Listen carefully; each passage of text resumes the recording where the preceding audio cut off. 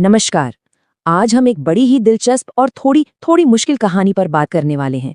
ये कहानी है एक ऐसे राजा की जिसने अपनी ही प्रजा को सुधारने के लिए एक ऐसा रास्ता चुना जो सुनने में ही बेहद क्रूर लगता है। तो कहानी का जो सबसे बड़ा सबसे उलझा हुआ सवाल है वो यही है कि आखिर कोई धर्मात्मा राजा अपनी ही प्रजा के घर क्यों जलाएगा। मतलब ये तो बिल्कुल समझ से परे है ना। यही सवाल इस पूरी कहानी की जड़ है। तो चलिए इसी सवाल का जवाब ढूंढने की कोशिश करते हैं। आप देखिए, राजा के उस अजीब और भयानक फैसले को समझने के लिए हमें पहले ये समझना होगा कि उस वक्त मिथिला राज्य में चल क्या रहा था। मतलब हालात कैसे थे। आखिर ऐसी क्या नौबत आ गई थी कि राजा को इतना बड़ा, इतना कठोर कदम उठाना पड़ा। और यहाँ पे जो तस्वीर उभरती है वो बिल्कुल साफ है। एक तरफ थे राजा चित्रदत्त जो बहुत ही नेक, बहुत ही धर्मात्मा इंसान थे, और दूसरी तरफ थी उनकी प्रजा जो चोरी, जुआ, छल कपट, मतलब हर तरह के अधर्म में, भ्रष्टाचार में पूरी तरह से डूबी हुई थी। जमीन आसमान का फर्क था राजा और प्रजा में। तो जाहिर है अपनी प्रजा की यह हालत देखकर राजा का मन बहुत दुखी हुआ, उनका दिल टूट गया और उन्होंने तय कर लिया कि अब कुछ तो बहुत बड़ा करना ही पड़ेगा। बस इसी सोच के साथ उन्होंने अपने सबसे भरोसेमंद अधिकारियों की एक गुप्त बैठक बुलाई। मकसद एक ऐसा हल खोजना जो सब कुछ बदल कर रख दे। और उस बैठक में जो हल निकला, यकीन मानिए उसकी किसी ने कल्पना भी नहीं की होगी। वो था एक भयानक शाही आदेश, एक ऐसा हुक्म जो पूरे राज्य में सचमुच हाहाकार मचाने वाला था। राजा का प्लान 3 हिस्सों में था और एक एक करके सुनिए। हर हिस्सा पिछले वाले से ज्यादा खौफनाक था। पहला स्टेप, पूरे राज्य में सैनिकों को भेजो और लोगों के घरों में आग लगवा दो। दूसरा स्टेप, जो भी बेचारा मदद मांगने आए उसे पकड़ो और सीधा जेल में डाल दो। और तीसरा सबसे भयानक स्टेप, ये ऐलान करवा दो कि जेल में बंद इन सभी लोगों को कोल्हू में पैलकर मार दिया जाएगा। सोचिए, मकसद सिर्फ एक था, लोगों के दिलों में इतना खौफ और कंफ्यूजन पैदा कर देना कि वो कुछ सोच ही ना पाए।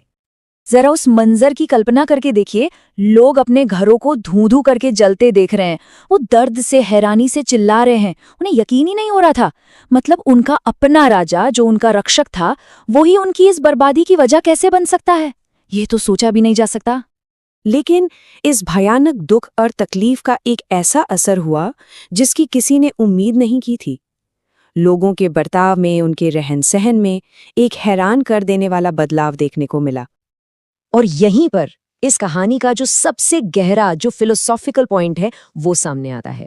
ये माना जाता है कि दुख में, तकलीफ में एक अजीब सी ताकत होती है। जब इंसान पर बहुत बड़ी मुसीबत आती है तो उसे अपने आप ही ईश्वर की याद आ जाती है और वो धर्म के रास्ते पर चलने लगता है। और हुआ भी बिल्कुल यही। मौत का खौफ सर पर मंडरा रहा था और इस डर ने सब कुछ बदल के रख दिया। सारे बुरे काम, सारे अधर्म बंद हो गए। लोग अपने गलत रास्ते भूल गए। हर तरफ से बस भगवान को पुकारने की आवाजें आ रही थी। हर घर में पूजा पाठ, भजन कीर्तन और दान पुण्य होने लगा। सबको बस एक ही उम्मीद थी कि शायद भगवान ही उन्हें इस मुसीबत से बचा ले। अच्छा, राजा ये सब कुछ देख रहे थे और अंदर ही अंदर वो खुश भी हो रहे थे। लेकिन वो बहुत समझदार थे। वो ये जानते थे कि सिर्फ डर की वजह से आया ये बदलाव ज्यादा दिन तक नहीं टिकने वाला। अगर इस सुधार को पक्का करना है तो इसे लोगों की आदत बनाना होगा। और यहीं पर राजा की असली रणनीति, उनकी चतुराई सामने आती है। उन्होंने क्या किया? उन्होंने मौत की सजा को टाल दिया। पहले एक दिव्य सपने का बहाना बनाकर 6 महीने के लिए टाला, फिर 6 महीने बाद उसे फिर से 6 महीने के लिए टाल दिया। मतलब उन्होंने उस खौफ के माहौल को पूरे 1 साल तक बनाए रखा। क्यों? ताकि धर्म और नेकी का ये नया रास्ता लोगों के लिए डरने बल्कि उनकी आदत बन जाए, उनके स्वभाव में आ जाए। तो पूरा 1 साल गुजर गया। अब तक लोग पूरी तरह बदल चुके थे। धर्म का रास्ता उनकी आदत बन चुका था। अब राजा को लगा कि सही समय आ गया है कि वो अपने इस भयानक नाटक के पीछे का असली राज सबके सामने खोल दे। तो चले अब हम वापस उसी पहले सवाल पर लौटते हैं। क्या राजा चित्रदत्त वाकई में एक क्रूर, एक जालिम शासक था? अब जबकि हम पूरी कहानी जानते हैं तो शायद हम इसका जवाब बेहतर तरीके से समझ सकते हैं। आखिर में राजा ने पूरी प्रजा को इकट्ठा किया और सारा सच उनके सामने रख दिया। उन्होंने बताया कि ये जो भी हुआ, ये जो तकलीफ दी गई, ये सब एक नाटक था, एक सोची समझी योजना, एक दर्दनाक इलाज जो सबको गलत रास्ते से हटाकर सही रास्ते पर लाने के लिए बहुत जरूरी था। और बात सिर्फ समझाने पर खत्म नहीं हुई। राजा ने पूरा न्याय भी किया। जिन जिन लोगों के घर जलाए गए थे उन्हें शाही खजाने से पूरा मुआवजा दिया गया। जिन लोगों को बेवजह कैद में रखा गया था उन्हें भी हर्जाना देकर रिहा किया गया।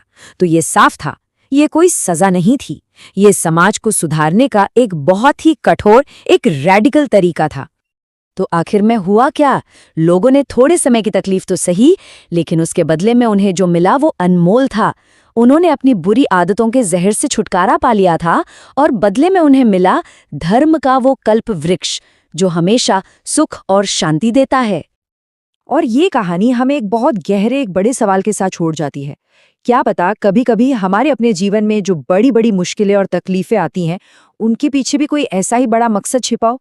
क्या पता वो जो सम्राटों का भी सम्राट है, जो इस पूरी दुनिया को चला रहा है, वो भी अपने प्यारे लोगों को गुणी और सुखी बनाने के लिए ऐसे ही कुछ कठोर खेल रच रहा हो।